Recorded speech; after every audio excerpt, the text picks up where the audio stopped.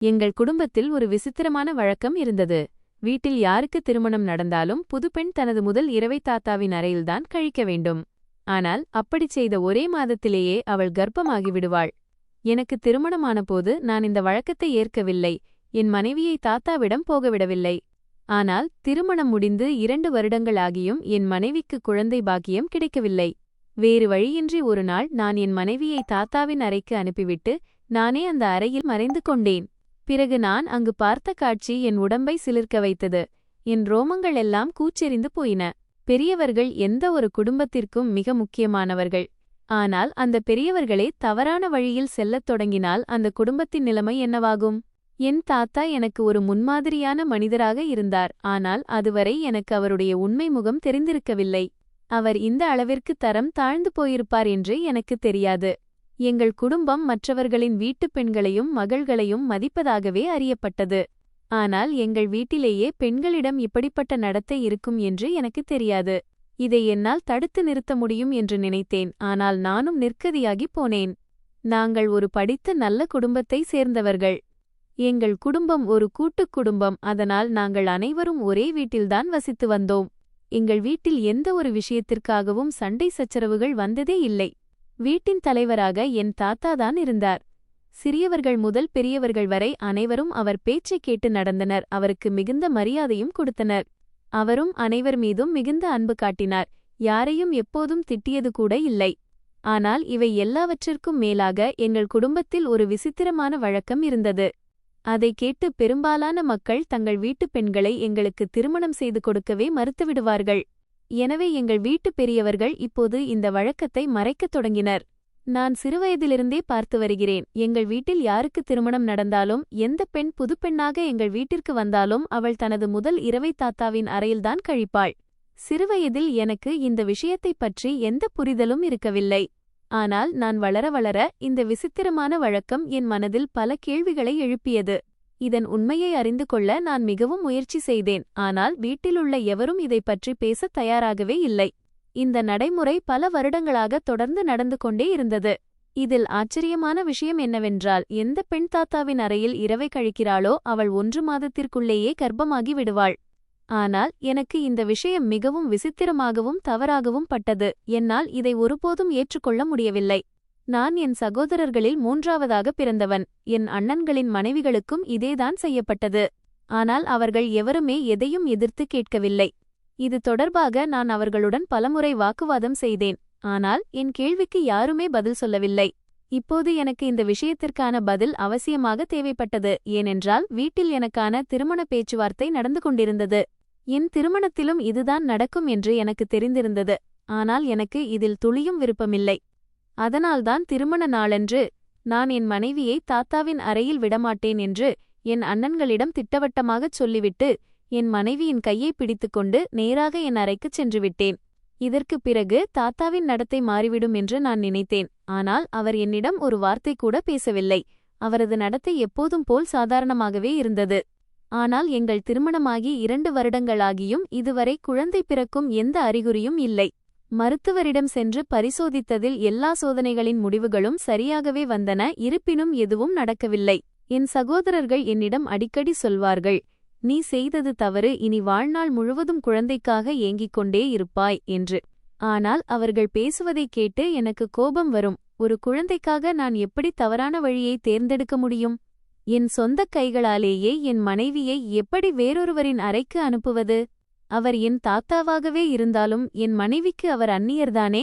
என் மனைவியை என் கைகளாலேயே அவரிடம் அனுப்பும் அளவிற்கு நான் சுயமரியாதை இல்லாதவனாக ஒருபோதும் மாற முடியாது. என் மனைவிக்கும் இந்த வழக்கம் துளியும் பிடிக்கவில்லை. அவளுக்கும் இது மிகவும் விசித்திரமாகத் தோன்றியது. ஆனால் காலம் செல்லச் செல்ல மற்றவர்களின் பேச்சு எங்களை மன அழுத்தத்திற்குள் தள்ளியது. ஏனென்றால் எங்கள் குடும்பத்தில் மற்ற அனைவருக்கும் குழந்தைகள் இருந்தன. இத்தனை வருடங்களாக எங்களுக்கு மட்டும்தான் குழந்தை இல்லாமல் இருந்தது. எதிர்காலத்திலும் அதற்கான எந்த நம்பிக்கையும் தெரியவில்லை. என் மனைவி இப்போது எதையோ பறிகொடுத்தவள் போல் மிகவும் அமைதியாக இருக்கத் தொடங்கினாள். ஒருவேளை அவள் மன அழுத்தத்திற்கு ஆளாகியிருக்கலாம். அவள் மிகவும் எரிச்சலான சுபாவம் கொண்டவளாக மாறினாள். ஒரு நாள் அவளே என்னிடம், "என்னை தாத்தாவின் அறைக்கு அனுப்பிவிடுங்கள்" என்று கூறினாள். அவள் கூறியதைக் கேட்டு எனக்கு மிகுந்த கோபம் வந்தது. என்னால் அப்படி ஒருபோதும் செய்ய முடியாது என்று கூறினேன். ஆனால் அவளோ, நாம் வாழ்நாள் முழுவதும் குழந்தை இல்லாமலேயே வாழ முடியாது, எனவே நீங்கள் இதைச் செய்துதான் ஆக வேண்டும் என்று சொன்னாள். நான் அவளுடைய பேச்சைத் துளியும் ஏற்றுக்கொள்ளவில்லை. குழந்தை பிறக்க வேண்டும் என்று இருந்தால் கடவுள் நமக்கு கொடுப்பார் என்று கூறி அவளை உட்கார வைத்து அமைதிப்படுத்தினேன். ஆனால் காலம் செல்லச் செல்ல அவளுடைய பிடிவாதம் அதிகரித்துக் கொண்டே சென்றது. குழந்தை பிறக்கும் எந்த நம்பிக்கையும் தெரியாத காரணத்தால் நானும் மனதிற்குள்ளேயே நொந்து போய்க் கொண்டிருந்தேன். மற்ற அனைவரும் திருமணமான முதல் இரவிலேயே தங்கள் மனைவிகளை தாத்தாவின் அறைக்கு அனுப்பி வைத்தனர். என் அம்மா, பெரியம்மா, சின்னம்மா என அனைவரும் தாத்தாவிடம் ஒரு இரவு கழித்திருக்கிறார்கள் என்றால் என் மனைவியும் ஒரு இரவு கழித்தால் என்ன ஆகிவிடப் போகிறது என்று எண்ணத் தொடங்கினேன். இறுதியாக மிகவும் நிர்கதியான நிலையில் ஒரு நாள் நான் தாத்தாவிடம் சென்று, இன்று இரவு நான் என் மனைவியை உங்கள் அறையில் விட்டுச் செல்கிறேன் என்று கூறினேன். அதற்கு அவர் சரி என்று மட்டும் சொன்னார். அதன் பிறகு அவர் எதுவுமே பேசவில்லை. இரவானதும் நானே முன்னதாகவே சென்று அந்த அறையில் ஒளிந்து கொண்டு என்ன நடக்கிறது என்று பார்த்துவிட வேண்டும் என்று முடிவு செய்தேன். ஆனால் அன்றிரவே என் நண்பனுக்கு விபத்து ஏற்பட்டுவிட்டதால் நான் அவசரமாக மருத்துவமனைக்குச் செல்ல வேண்டியதாயிற்று. நான் ஏற்கனவே பேசிவிட்ட காரணத்தால் அன்றிரவு என் மனைவி தாத்தாவின் அறைக்கு சென்றிருந்தாள். மறுநாள் நான் திரும்பி வந்தபோது என் மனைவி தன் அறையில்தான் இருந்தாள். நான் அவளிடம் இரவு என்ன நடந்தது என்று கேட்டேன். அதற்கு அவள், எனக்கு என்ன நடந்தது என்று எதுவுமே தெரியாது. நான் தாத்தாவின் அறைக்குச் சென்றபோது அவர் என் தலையில் கை வைத்தார். அதன் பிறகு ஏதோ ஒரு விசித்திரமான நறுமணம் வந்தது. எனக்கு சுயநினைவே இல்லாமல் போய்விட்டது. காலையில் கண் விழித்து பார்த்தபோது நான் அவருடைய கட்டிலில் படுத்துக் கொண்டிருந்தேன். தாத்தா சோபாவில் அமர்ந்து செய்தித்தாள் படித்துக் கொண்டிருந்தார். பிறகு நான் எழுந்து வெளியே வந்துவிட்டேன் என்று கூறினாள். அவள் சொன்னதைக் கேட்டு எனக்கு மிகவும் விசித்திரமாகத் தோன்றியது. நானே என் மனமுவந்து மனைவியை அனுப்பியிருக்கும்போது தாத்தா அவளை மயக்கமடையச் செய்ய வேண்டிய அவசியம் என்ன வந்தது? இப்போது இந்த விஷயம் எனக்கு இன்னும் தவறாகத் தோன்றத் தொடங்கியது. ஆனால் வீட்டில் எவரும் எதுவும் சொல்வதற்கு தயாராகவே இல்லை. நான் தாத்தாவிடமும் இதைப் பற்றி கேட்டேன். ஆனால் அவர், இப்போது அதற்குரிய நேரம் வரவில்லை, நேரம் வரும்போது நானே உனக்கு இதற்கான பதிலை சொல்வேன் என்று கூறிவிட்டார். ஆனால் என் மனைவி மகிழ்ச்சியாக இருப்பதைப் பார்த்து நானும் அமைதியாகிவிட்டேன். பிறகு உண்மையிலேயே ஒரு மாதத்திற்குப் பிறகு என் மனைவி கர்ப்பமானாள். இப்போது எனக்குள் ஒரு விசித்திரமான உணர்வு ஏற்பட்டது. இந்த குழந்தை என்னுடையதுதானா இல்லையா என்ற சந்தேகம் எழுந்தது. ஆனால் என் மனைவி இந்த குழந்தை கிடைத்ததில் மிகவும் மகிழ்ச்சியாக இருந்தாள். அவளது மகிழ்ச்சியைக் கண்டு நானும் மகிழ்ச்சியடையத் தொடங்கினேன். ஆனால் என் மனதிற்குள் இருந்த சந்தேகம் தீரவே இல்லை. இதை நான் என் மனைவியின் முன் வெளிக்காட்டவில்லை, ஏனெனில் அது அவளது மகிழ்ச்சியை கெடுத்துவிடும். குழந்தை பிறந்த பிறகு அவனுக்கு டிஎன்ஏ பரிசோதனை செய்து கொள்ள வேண்டும் என்றும் பிறகு அந்த அறிக்கையை வைத்துக்கொண்டு தாத்தாவிடம் கேள்வி கேட்க வேண்டும் என்றும் நான் முடிவு செய்தேன். அந்த காலம் எனக்கு மிகவும் கடினமாக இருந்தது. ஏனெனில் நான் என் குழந்தையை நினைத்து மகிழ்ச்சியடையும் போதெல்லாம் அந்த ஒரு இரவு என் நினைவுக்கு வந்துவிடும். என்னால் நிம்மதியாக முழுமையாக மகிழ்ச்சியடையவே முடியவில்லை. எப்படியாவது அந்த நேரம் முடிந்து குழந்தை பிறக்க வேண்டும் என்று நான் தவித்துக் கொண்டிருந்தேன். இறுதியில் கடவுள் எனக்கு நிலவு போன்ற ஒரு அழகான ஆண் குழந்தையை கொடுத்தார். இத்தனை வருடங்களுக்குப் பிறகு கிடைத்த மகிழ்ச்சி என்பதால் வீட்டில் அனைவரும் எல்லையற்ற மகிழ்ச்சியில் இருந்தனர். ஒருவேளை எல்லோரையும் விட என் தாத்தாதான் அதிக மகிழ்ச்சியில் இருந்தார். ஏனென்றால் தன் பேரக்குழந்தைகளிலேயே அவருக்கு என் மீதுதான் அதிக அன்பு இருந்தது. என் குழந்தை பிறந்ததில் அவர்தான் மிகவும் ஆனந்தமாக இருந்தார். ஆனால் என் கண்களிலோ சந்தேகத்தின் திரை கட்டப்பட்டிருந்தது.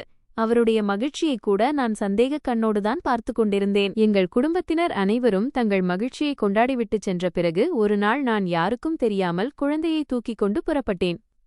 என் மனைவி, எங்கே போகிறீர்கள் என்று கேட்டதற்கு, வெளியே ஒரு சுற்றிவிட்டு வருகிறேன் என்று கூறிவிட்டு குழந்தையை மருத்துவமனைக்கு கொண்டு சென்றேன்.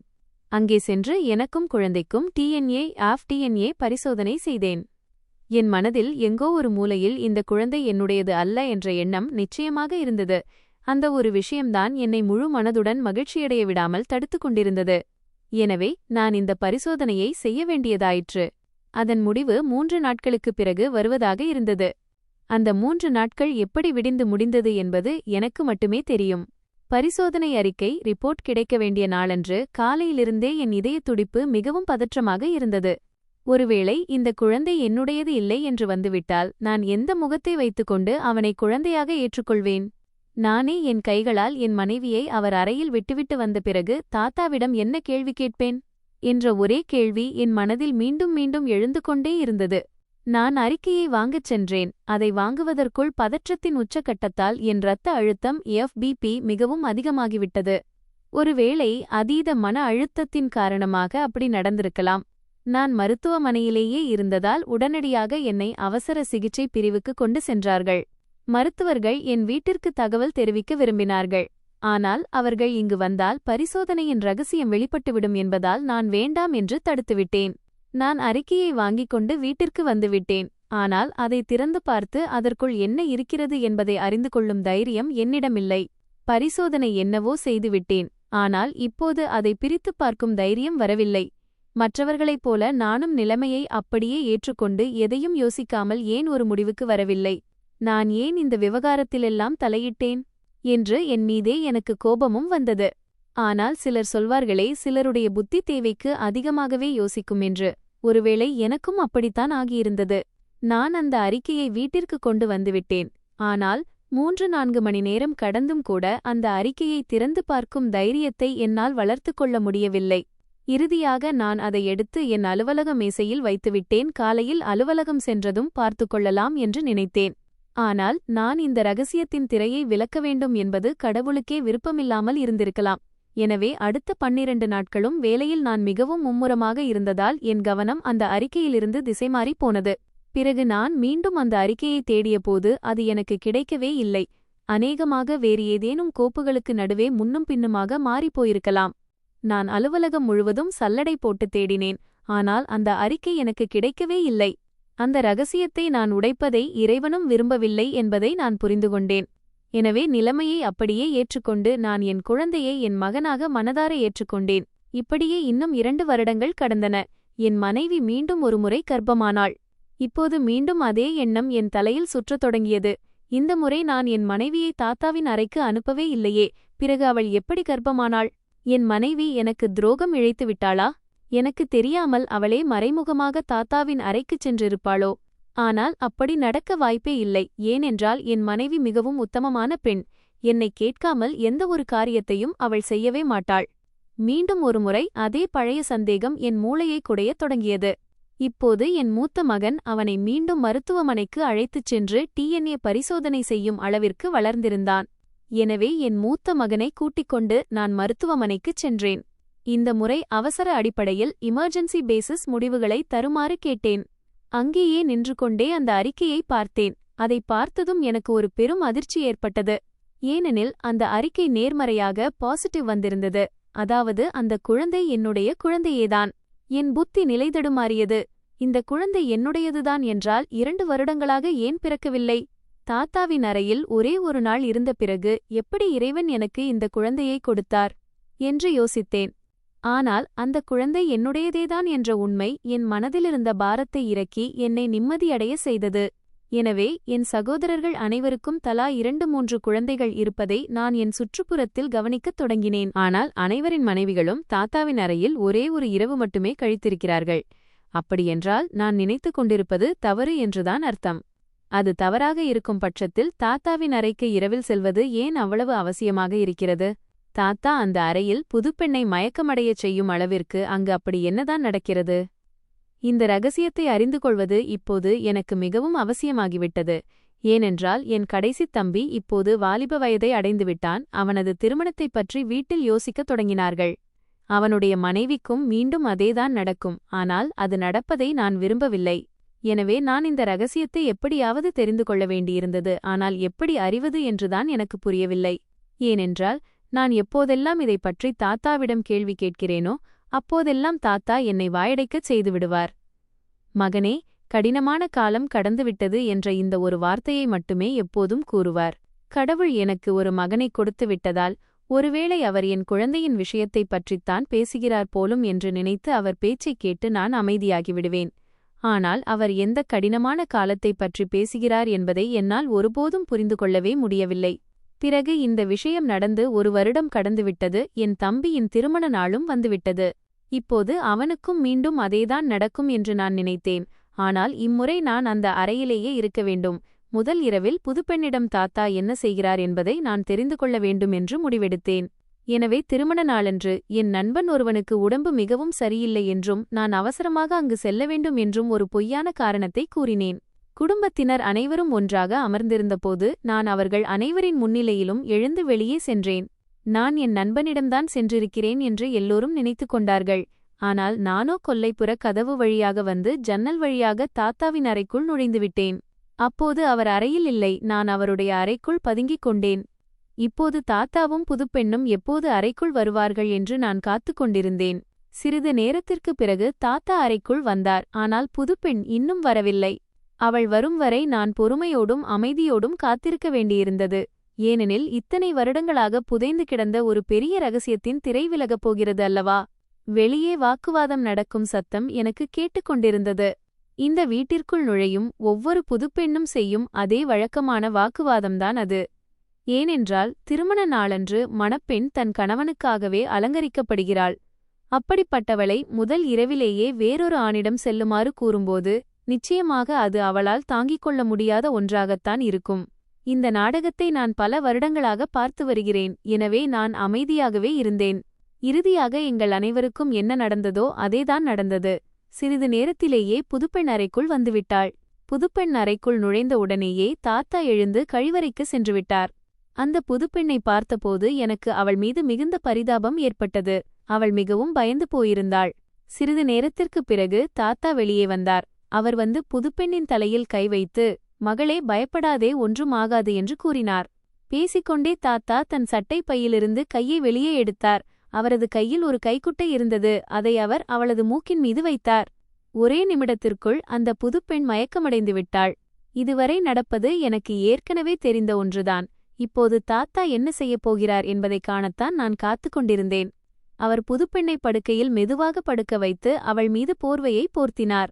ஆனால் அதற்குப் பிறகு நான் பார்த்த காட்சி என் கால்களுக்கு கீழே இருந்த பூமியையே நழுவச் செய்தது. நான் இரவு முழுவதும் அந்த அறையிலேயே அமர்ந்திருந்தேன். மிகுந்த சிரமத்துடன் விடியும் வரை நேரத்தை கடத்தினேன். விடியற்காலை பொழுதில் தாத்தா சற்று கண்ணயர்ந்தபோது நான் சத்தமில்லாமல் ஜன்னல் வழியாக வெளியேறிவிட்டேன்.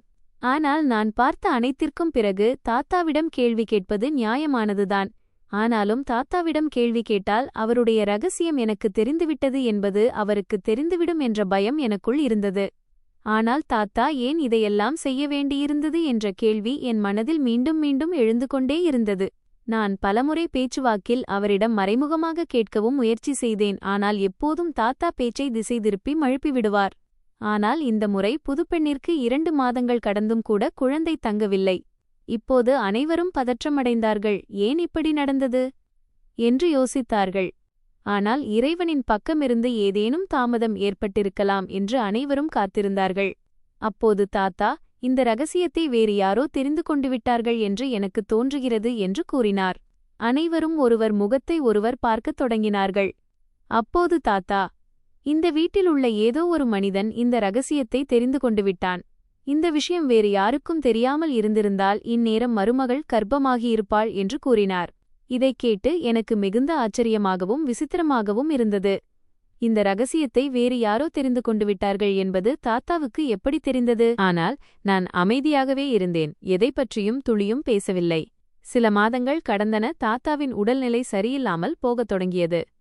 ஒரு நாள் அவர் எங்கள் அனைவரையும் அழைத்து, முதல் இரவில் புதுப்பெண் என் அறைக்கு ஏன் வருகிறாள் என்ற ரகசியத்தை உங்களில் யார் தெரிந்து கொண்டீர்கள் என்று உண்மையை என்னிடம் சொல்லிவிடுங்கள்.